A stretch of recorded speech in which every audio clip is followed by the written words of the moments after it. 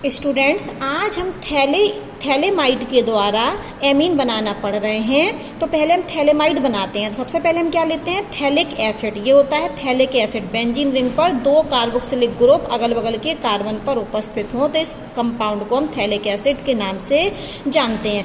जब हम phthalic acid की अभिक्रिया अमोनिया से कराते हैं तो ये थैलेएमाइड बनता है, थैलेएमाइड। अब इसका हम करा दें, गरम कर दें, इसका कराते हैं गरम। तो होता क्या है, यहाँ से NH3 निकल जाता है। क्या? NH3। तो NH2 और ये वाला एक H निकल गया। तो क्या निकल गया? NH3 निकल गया। तो क्या बचा? देखिए, ये कार्बन, इस कार्बन से क्या जोड़ा है? डबल बॉन्ड से O। ये वाला कार्बन, इस कार्बन से भी डबल बॉन्ड से क्या जोड़ा है? O। और ये NH2 निकल गया और ये H निकल गया। तो क्या बचा? NH। तो ये दोनों कार्बन जुड़े हैं NH से। तो ये है हमारा थैलेमाइड। ठीक है, ये हमारा थैलेमाइड है। इस थैलेमाइड से हमें एमीन बनाना है। क्या करना है? इस थैलेमाइड से हमें क्या बनाना है? एमीन। तो अब आप किताब पे आइए, देखिए यही वो कंपाउंड है। देखिए बेंजीन रिंग है, C डबल बॉन्ड O है, C डबल बॉन्ड O है और किससे जोड़ा है? NH से। ये बना लिया हमने किससे? थैलिक एसिड से। तो हमने आपको थैलेमाइड बनाना थैलिक एसिड से बता दिया। अब हम किताब पर आते हैं। तो ये हमारा क्या है? थैलेमाइड है। तो हमें थैलेमाइड से बनानी है एमीन। और हम आपको बता दें कि इस मेथड से, ग्रेवियल थैलेमाइड संश्लेषण से, पॉइंट है कि 1 डिग्री एमीन बनाई जाती है। क्या बनाई जाती है? 1 डिग्री एमीन बनती है। इसमें क्या होता है? 1 डिग्री एमीन तो बनती है, लेकिन एरोमेटिक प्राथमिक एमीन नहीं बनाई जाती। कौन सी वाली? एरोमेटिक प्राइमरी एमीन नहीं बनती, क्योंकि इस विधि में हम उपयोग करते हैं RX को। जब हम RX उपयोग करते हैं तो 1 डिग्री एमीन बन जाता है। यदि हमें ये बनाना है एरोमेटिक प्राइमरी एमीन, मतलब C6H5NH2 नहीं बनता है। ठीक है, ये प्राइमरी एरोमेटिक एमीन है। तो ये वाली एमीन नहीं बनती है। क्यों नहीं बनती है? क्योंकि जब हम RX लेंगे तब तो 1 डिग्री एमीन बनेगी। यदि हमें एरोमेटिक एमीन बनानी है तो हमें यहाँ पर क्या लेना पड़ेगा? ERX। क्या लेना पड़ेगा? ERX। और जो ERX का मतलब क्या है? ये तो हेलो एल्केन है। आप जानते हैं कि RX क्या होता है? Halo alkane. ठीक है, और जबकि ERX क्या होता है? Hello arene. ये क्या होती है? Hello arene. पहले इसमें आप अंतर समझिए। जो RX होता है वो क्या होता है? Halo alkane. और जो ARX होता है वो क्या होती है? Hello arene. तो हेलो एल्केन तो एसएन रिएक्शन देती हैं बहुत आसानी से, जबकि हेलो एरीन एसएन रिएक्शन नहीं देती हैं। क्यों? क्योंकि इनमें पार्सली डबल बॉन्ड पाया जाता है और भी कई कारण थे, sp2 संकरण।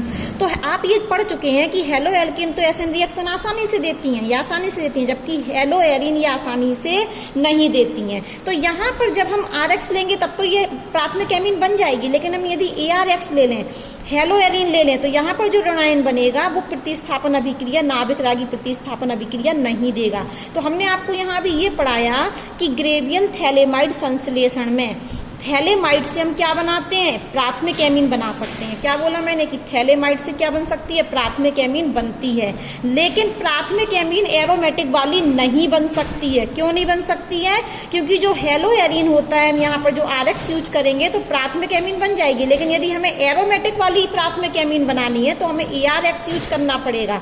और ये वाला जो ARX होता है, जी हेलो एरीन इसका नाम होता है, और ये एसएन अभिक्रिया नहीं देता, नाभिक रागी प्रतिस्थापन अभिक्रिया नहीं देता है। तो साफ साफ लिखा है कि एरोमेटिक प्राथमिक एमीन इस विधि से नहीं बनाई जा सकती है, क्योंकि एरेल हैलाइड, इसको एरेल बोलते, इसको एल्केल हैलाइड बोलते। इसका नाम क्या है? इसका और नाम सुन लीजिए, इसको बोलते थे हम एल्केल हैलाइड। ठीक है, RX को, इसको क्या बोलते थे हम? एरेल हैलाइड। ये हमारा क्या था? एरेल हैलाइड। तो जो एरेल हैलाइड होती है वो नाभिक रागी प्रतिस्थापन अभिक्रिया नहीं देता है। ये एरेल हैलाइड, एरेल हैलाइड बोल दें या हेलो एरीन बोल दें या ERX बोल दें, तो ये क्या करता है? प्रतिस्थापन अभिक्रिया नहीं देता। कौन सी वाली? SN वाली, या इसको हिंदी में बोलेंगे तो नाभिक रागी प्रतिस्थापन अभिक्रिया नहीं देता है। जब प्रतिस्थापन अभिक्रिया ही नहीं देता है तो हमारी प्राथमिक एरोमेटिक एमीन नहीं बनती है। कुछ समझ में आया कि थैलेमाइड से हम प्राथमिक एमीन को बना सकते हैं। थैलेमाइड से क्या कर सकते हैं? प्राथमिक एमीन को बना सकते हैं, लेकिन प्राथमिक एमीन एरोमेटिक वाली नहीं बना सकते हैं, क्योंकि जब हम प्राथमिक एमीन बनाते हैं तो हम RX का यूज करते हैं, और RX तो नाभिक रागी प्रतिस्थापन अभिक्रिया देता है, मतलब एल्किल हैलाइड तो नाभिक रागी प्रतिस्थापन अभिक्रिया देता है। लेकिन जब हमें एरोमेटिक वाली बनानी तो हमें एरिल हैलाइड लेना पड़ेगा, मतलब हेलोएरिन, और हेलोएरिन आप जानते हैं कि नाभिक रागी प्रतिस्थापन अभिक्रिया नहीं देता है। तो पहली बात की है कि थैलेमाइड से हम एमीन बना सकते हैं, लेकिन कौन सी एमीन? सिर्फ प्राथमिक एमीन। कौन सी एमीन? प्राथमिक एमीन। लेकिन एरोमेटिक प्राथमिक एमीन नहीं बन सकती है, क्योंकि एरिल हैलाइड नाभिक रागी प्रतिस्थापन अभिक्रिया नहीं देता है। अब कैसे बनती है हम ये सीख लें। ये ले लिया हमने थैलेमाइड। तो सबसे पहले हम थैलेमाइड की अभिक्रिया करते हैं पोटेशियम हाइड्रोक्साइड से, वो भी किसमें? एथेनॉलिक। हम यहाँ पर C2H5OH लेते हैं, एथेनॉलिक। ठीक है, क्या लेते हैं? Potassium hydroxide. तो ये लिया हमने थैलेमाइड, और इसकी अभिक्रिया किससे करा दी?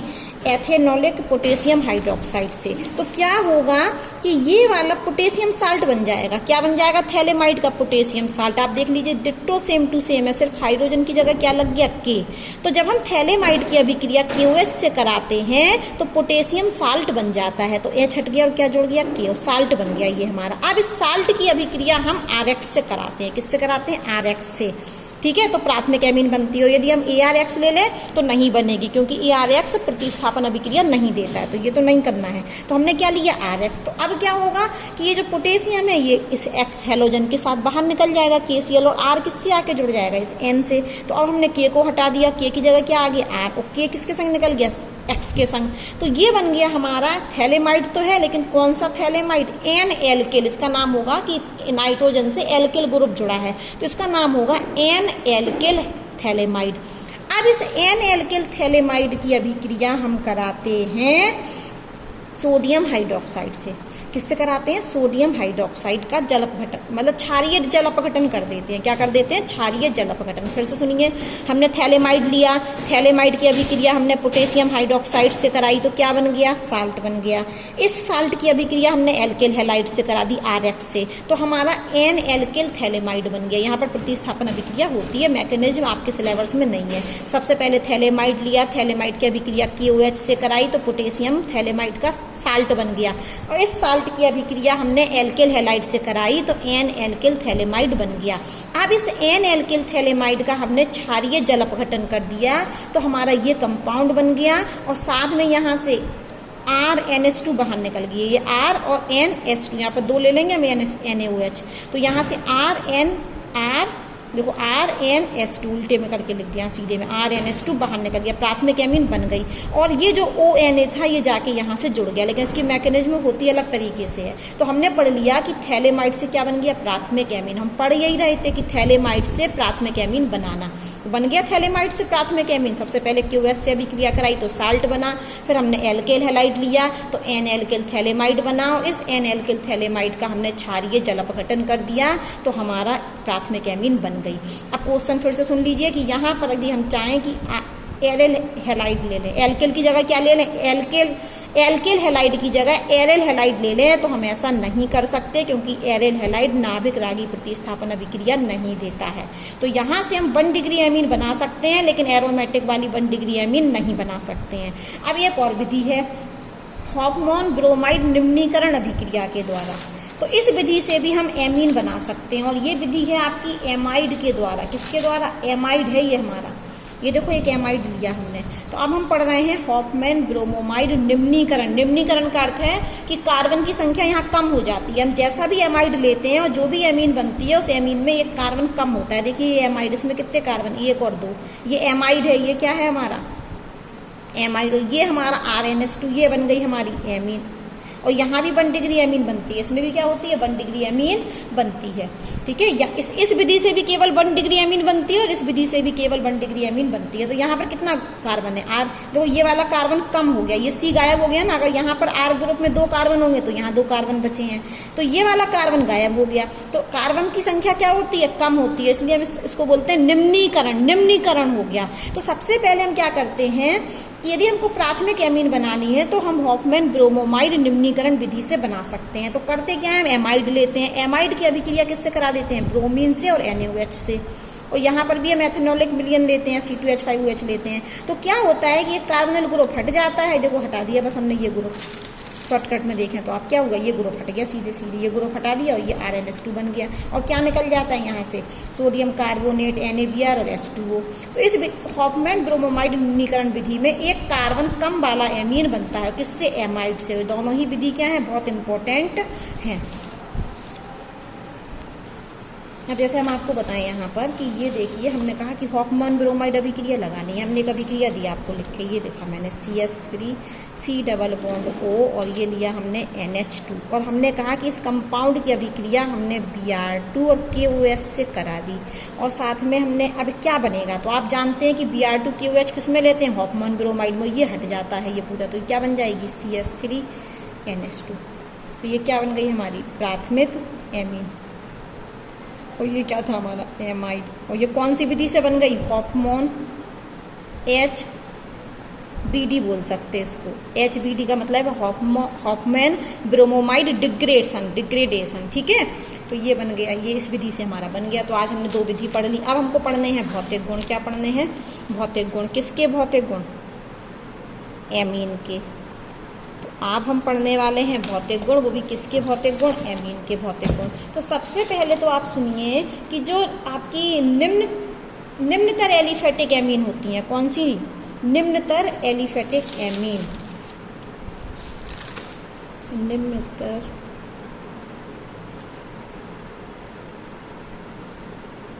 एलिफेटिक एमीन, इनकी जो गंध होती है वो फिशी स्मेल होती है। फिशी मतलब मछली जैसी।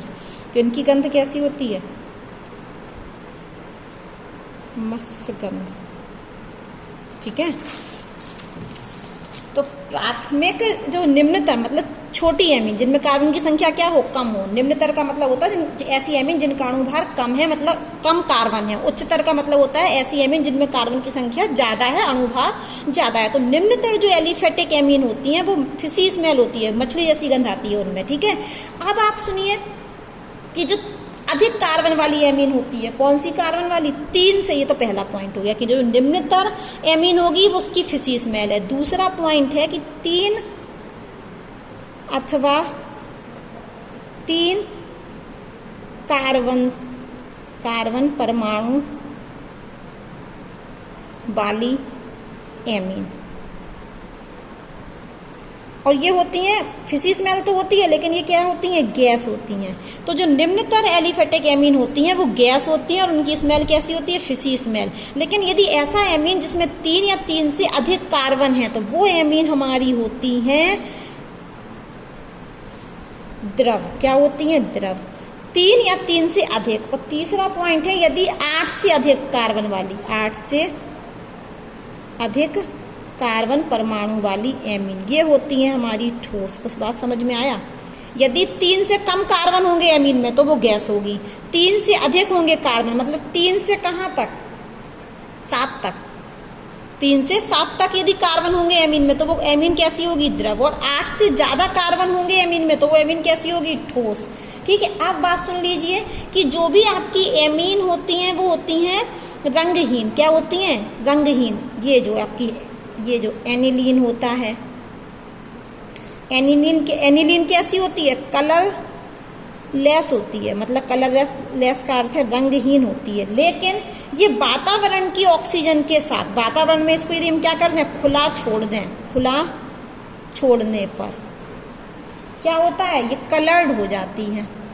कोई बात समझ में आई।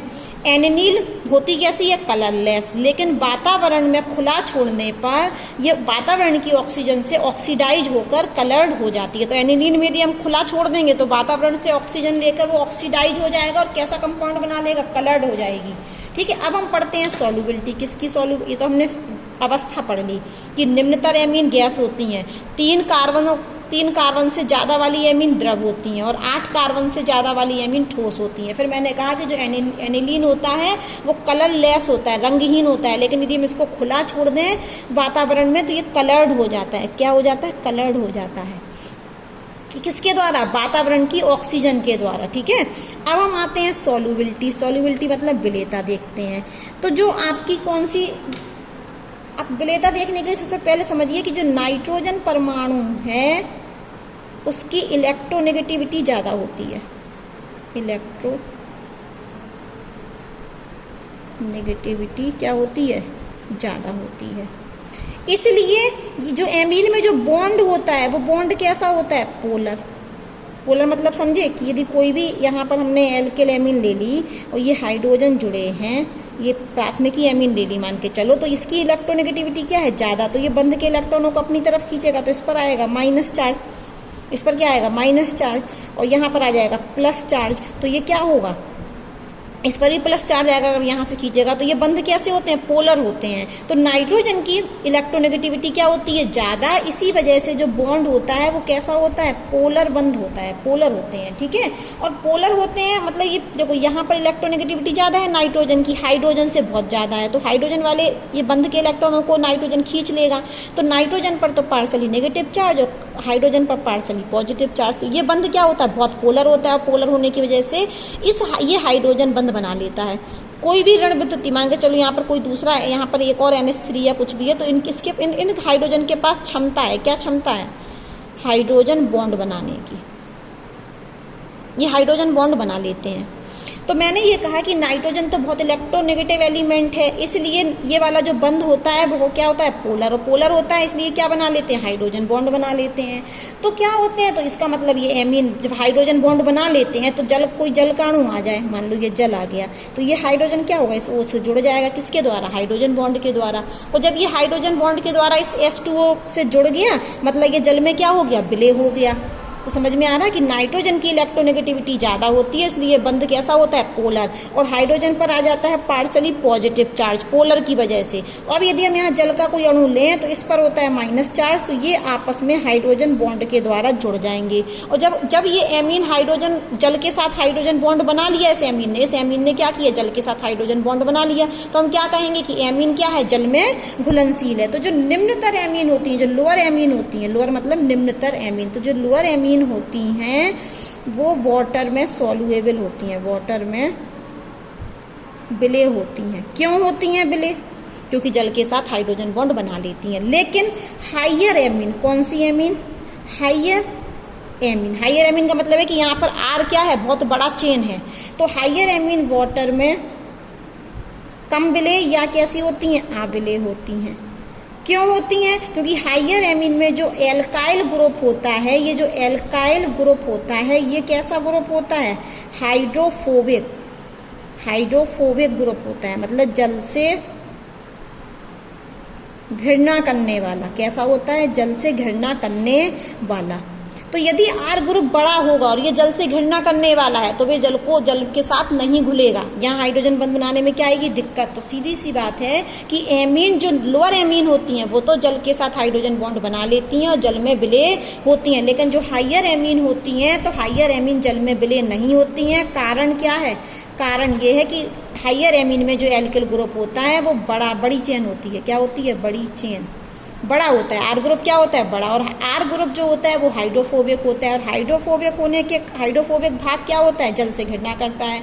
तो हाइयर एमीन में एक ऐसा भाग है, ध्यान से सुनिए, हाइयर एमीन में एक ऐसा भाग है जो जल से घृणा करता है। तो जब हाइयर एमीन में ऐसा एक भाग है जो जल से घृणा करता है तो जल में कैसे विलय होंगी? तो जल में विलय नहीं होंगी।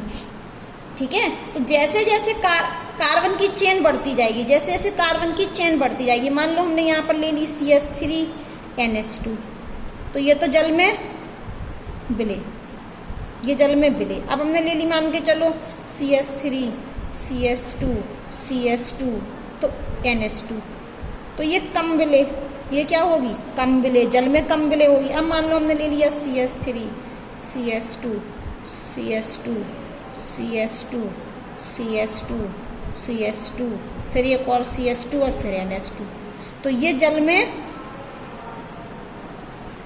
अविलय। ये जल में क्या होगी? अविलय। क्यों विलय होगी? क्योंकि जैसे जैसे कार्बन की संख्या बढ़ती जाएगी सॉल्युबिलिटी घटती जाएगी। तो यहाँ पर लिख लेना ये क्या हो रहा है? ऊपर से नीचे आने पर सॉल्युबिलिटी विलयता घट रही है। क्यों?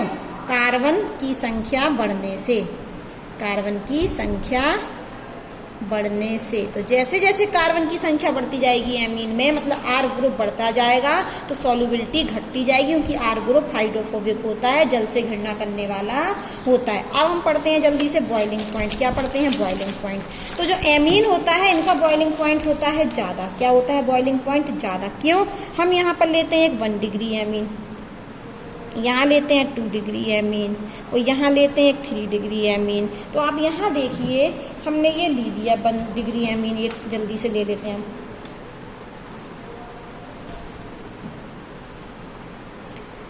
ये ले रहे हैं C3 2 H9 और N, ये है हमारा, ये कंपाउंड लिया हमने C3H9 और N। इसका हम 1 डिग्री एमीन बना देते हैं, तो CH3 CH2 CH2 और NH2, ये 1 डिग्री एमीन हो गई। इसी की हम 2 डिग्री एमीन बना सकते हैं, CH3 CH2 और NH, इस N से जोड़ दिया हमने CH2, इसी की 3 डिग्री एमीन बन सकती है। कैसे?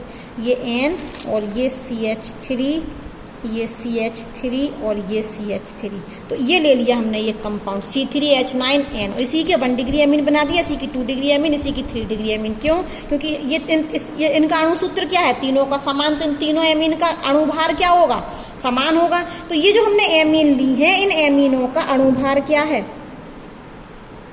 समान है। इन तीनों एमीन का अणुभार है समान, क्योंकि आप जानते हो कि जो बॉइलिंग पॉइंट होता है वो अणुभार के समानुपाती होता है, मॉलिक्यूलर मास के समानुपाती होता है। तो हमने ले लिया तीनों एमीन ऐसी जिनका अणुसूत्र क्या है? समान, इसलिए इनका अणुभार तो है समान। लेकिन आप देख रहे होगे कि यहाँ पर हाइड्रोजन के पास कितने नाइट्रोजन के पास कितने हाइड्रोजन? 2। तो यहाँ पर कितने हाइड्रोजन बॉन्ड बन सकते? 2 हाइड्रोजन बॉन्ड। ये प्राथमिक एमीन 2 हाइड्रोजन बॉन्ड बना सकती, जबकि ये वाली नाइट्रोजन के पास 1 हाइड्रोजन है, तो ये 1 हाइड्रोजन बॉन्ड बना सकती है, इसके पास 1 भी नहीं है, तो ये 0 हाइड्रोजन बॉन्ड, मतलब हाइड्रोजन बॉन्ड नहीं बना सकती है। तो आप जानते हैं कि जो कंपाउंड जितने ज़्यादा हाइड्रोजन बॉन्ड बनाता है उसका बॉइलिंग पॉइंट उतना ज़्यादा होता है। तो यहाँ पर बॉइलिंग पॉइंट का यदि हम क्रम पूछें, किसका क्रम? बॉइलिंग पॉइंट का क्रम। तो सबसे बॉइलिंग पॉइंट का क्रम, तो सबसे ज़्यादा बॉइलिंग पॉइंट किसका होगा? इस एमीन का सबसे ज़्यादा होगा इसका, CH3 CH2 CH2 और NH2, इसका बॉइलिंग पॉइंट सबसे ज़्यादा। फिर 2 डिग्री एमीन का CH3 CH2 NH और ये जोड़ दिया CH3 ग्रुप, और फिर होगा 3 डिग्री एमीन का, ये CH3 ये CH3 और ये CH3। तो 1 डिग्री एमीन का सबसे ज़्यादा बॉइलिंग पॉइंट, फिर 2 डिग्री एमीन, और सबसे कम किसका? 3 डिग्री एमीन का। ये है बॉइलिंग पॉइंट का क्रम। क्यों? क्योंकि 1 डिग्री एमीन में 2 हाइड्रोजन बॉन्ड होते हैं, और 2 डिग्री एमीन में 1 हाइड्रोजन बॉन्ड, और 3 डिग्री एमीन में 1 भी हाइड्रोजन बॉन्ड नहीं। इसी हाइड्रोजन बॉन्ड की वजह से 1 डिग्री एमीन का बॉइलिंग पॉइंट ज़्यादा होता है, 2 डिग्री का और कम, और 3 डिग्री का और कम। अगर हमको दे दिया जाए 4 कंपाउंड, मान के चलो हमें कोई एल्कोहल दे दिया जाए, कोई एल्कोहल, और ये दे दिया जाए हमें 1 डिग्री एमीन, और दे दी जाए हमें 2 डिग्री एमीन, और दे दी जाए हमें 3 डिग्री एमीन, और हमें कोई एक दे दिया जाए हमारा कोई एल्केन,